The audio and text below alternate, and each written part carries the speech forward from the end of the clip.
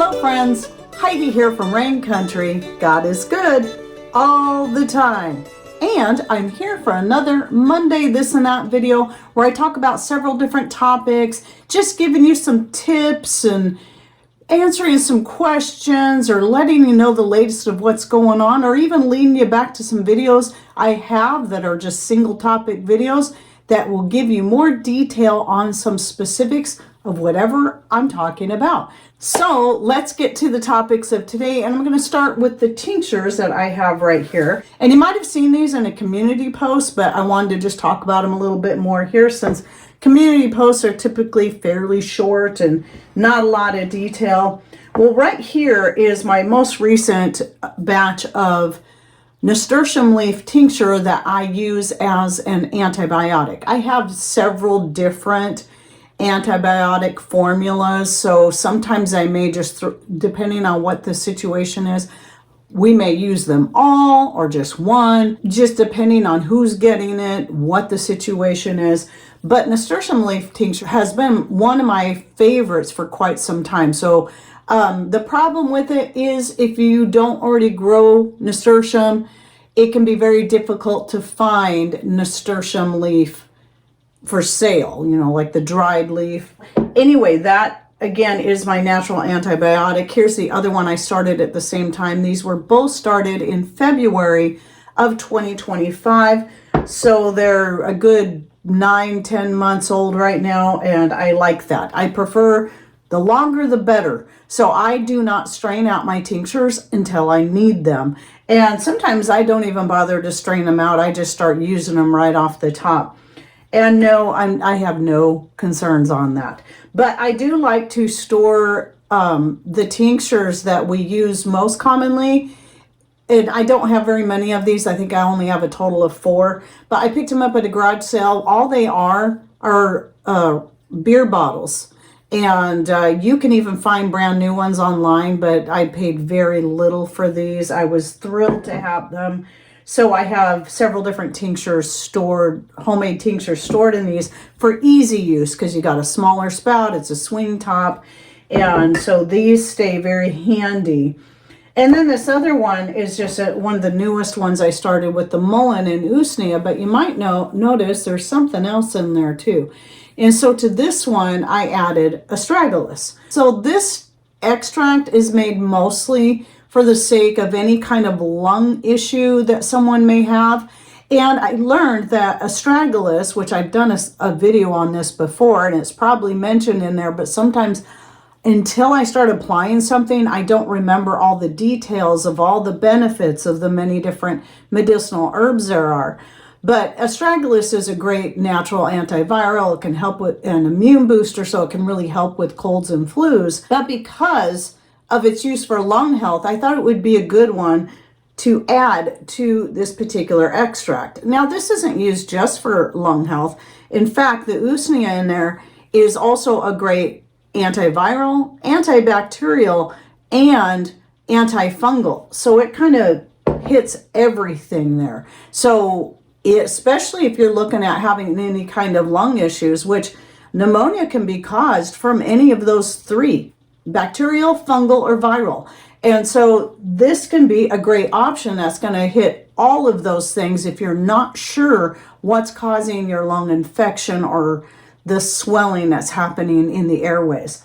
So that's why I started this one. I still have a lot more ones that I started last year, and we keep those on hand. So now I'm finding more multi-purpose use of these that I'm hoping to go into more detail later on. But initially I did start making them to help with Patrick, because his lungs were really bothering him, and he was believing it has to do with his past profession of being a water treatment operator and being exposed to a lot of chemicals. So yes, there are a lot of chemicals that go into treating your water that are very, very toxic. And anyway, so sometimes his lungs will start to bother him again. So we kind of think that's what a lot of it goes back to. But also because of the virus of 2019, a lot of more people are having off and on issues with their lungs as a result. It doesn't matter if they got the shot or didn't get the shot. it still is a broad issue, and another good reason why this is a good one to keep on hand. You can do just an usnea tincture, just a mullein tincture. I always like mixing and matching herbs that I know are good for very similar things. What I'll do is I'll link you to my playlist on the benefits and uses of various different herbs and more. It's a long playlist, but you can find both mullein and usnea in there. And that was before I started growing the mullein myself. And the usnea we collect from our other piece of property just right down the road.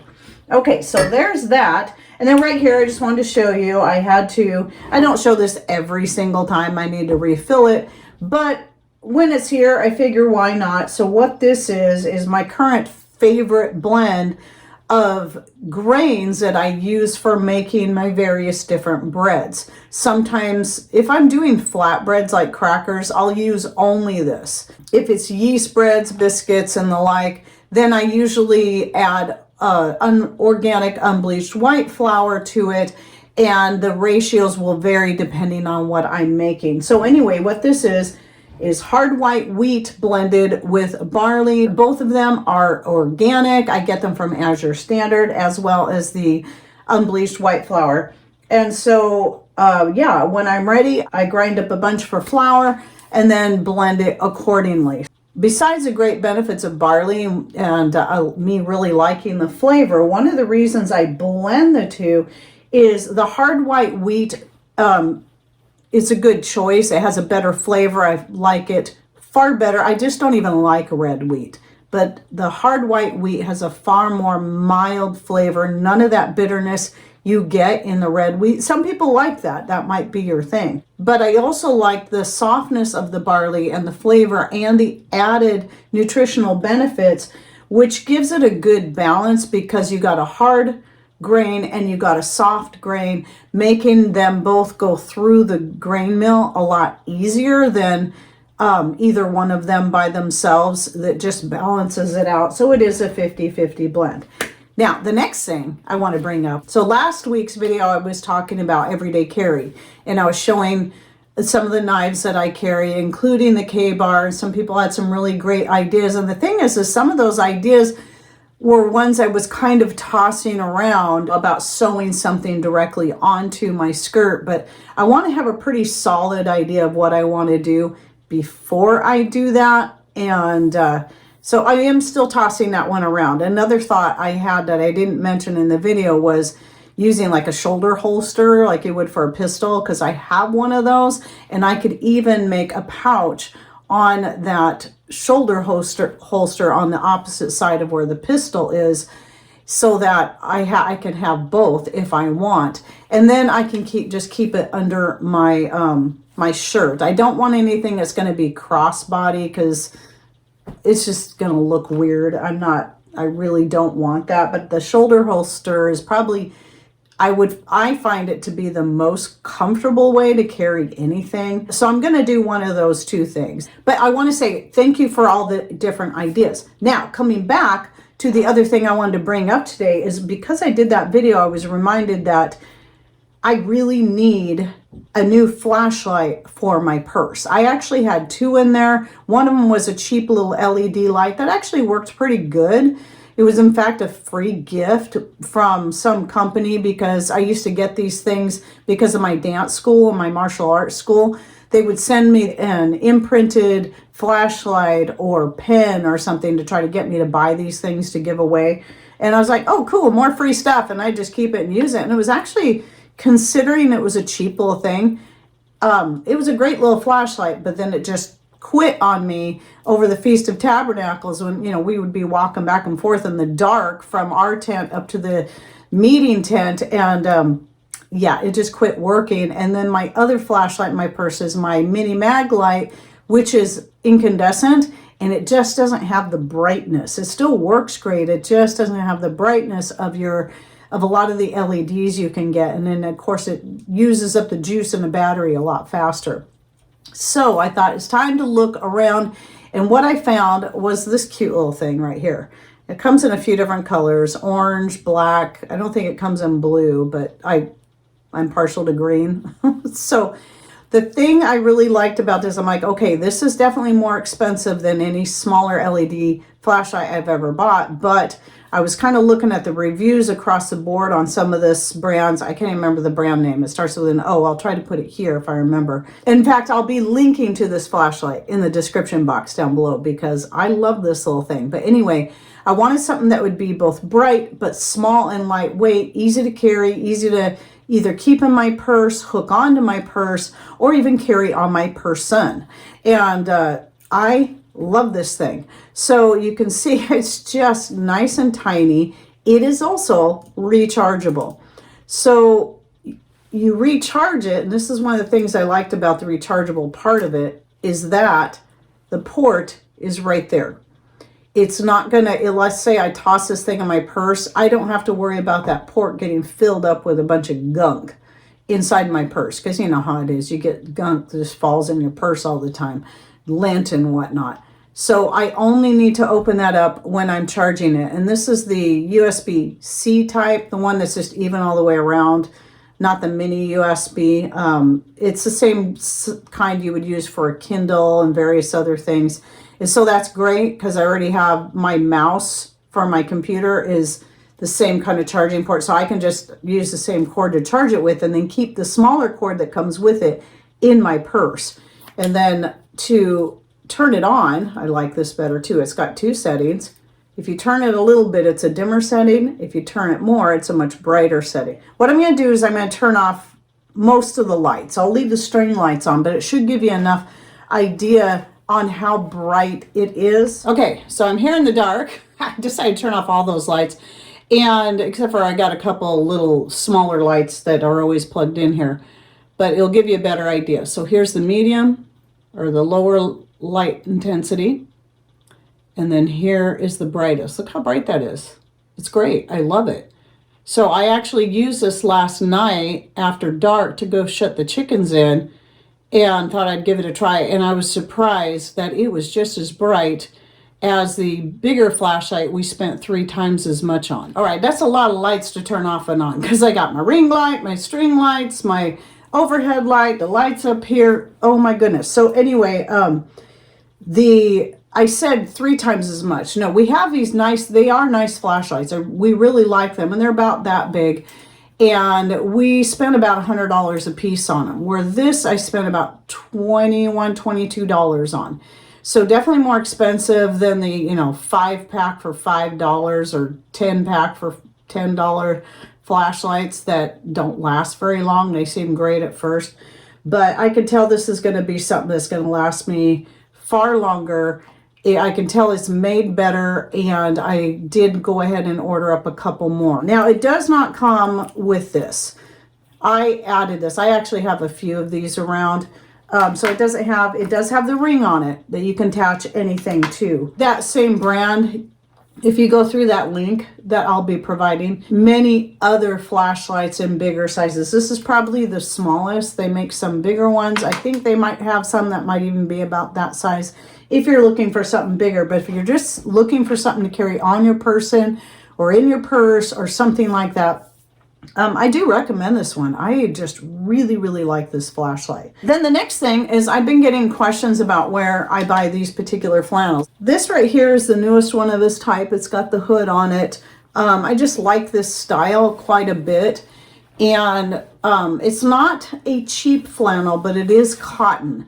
There's a little bit of stretch fabric in the hood, but I'm not concerned about that. Cotton is natural fabrics are very important to me.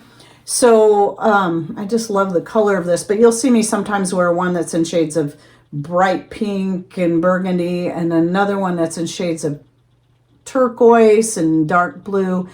But my favorite one, the first one I bought, is the one that's the fall colors. So it's got orange and red and brown in it. I love that one.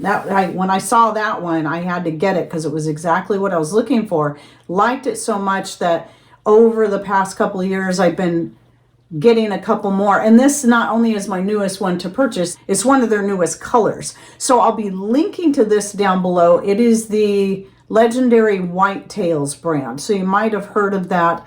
And just a great flannel. Love them so much, and they're so comfortable. So anyway, For those asking, that link is going to be provided down below along with that flashlight. And now another question I've been getting a lot is using homemade vinegar for canning. A lot of places would tell you you can't.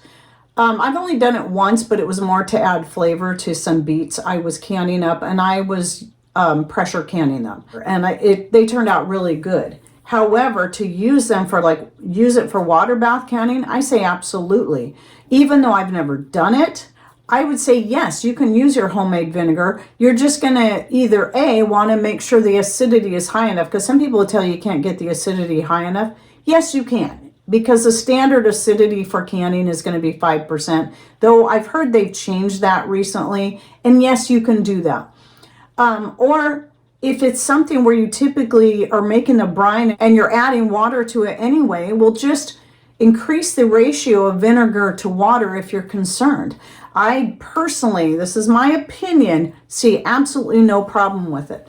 And most of the time you should be able to get a good 5% acidity in your vinegar, and you can test that to find out by getting some universal pH strips. That's important because you want the number to be able to go down to 0 so you can get a proper read. If it only goes down to 4 isn't a great acidity, you know, on the pH. You want that pH to go down to 2 or 3. 2, 2.5, 3, 3.5 at the most. That's going to be a pretty good acidity for canning. My last topic is I wanted to just give you updates on my channel and what's to come. Even before that video came out on the future of my channel, I was tossing around some ideas that I just wasn't sure I was going to implement yet, but I decided it's time to finally just give it a try because my schedule is getting more busy.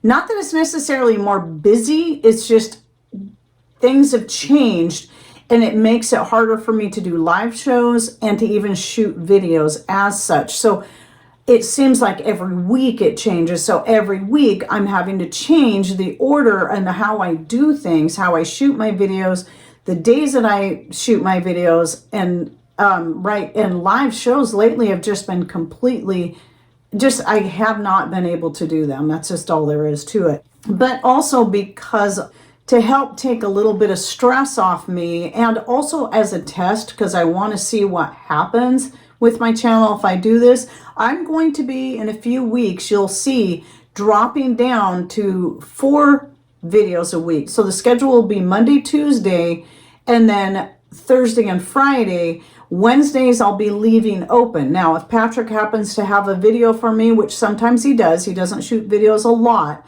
but if he does and I edit it, then I've always put his videos on Wednesdays anyway. So you may still see a video on Wednesday, but it won't be all the time. So on those days where I don't have videos coming out, that's when I'm more apt to make community posts and maybe link you back to some videos I already have. The community post will typically be about something I've recently done or made, and then link you back to a video that I have already on that topic if you'd like to learn more about how I did that. So I'm going to try to make it a habit to do that specifically on Wednesdays, and then if I can on Sundays as well, which is normally what I do. And then also the other great thing about me leaving Wednesdays open, since all my videos except for my Monday videos are pre-recorded 4 to 6 weeks ahead of time. But if I leave Wednesday open and I come up with a great idea for something I want to get out right away, then I can go ahead and just do that. I have an opening here, I'll stick it in here so I can get it out sooner. Then I don't have to rearrange all my videos. So that should work out pretty good. So I'm going to try that for a while and see how well that works for me. So just be watching for those community posts and updates. So anyway, if you have any thoughts, ideas you'd like to share, please put those in comments down below. And thanks for watching. Take care and God bless.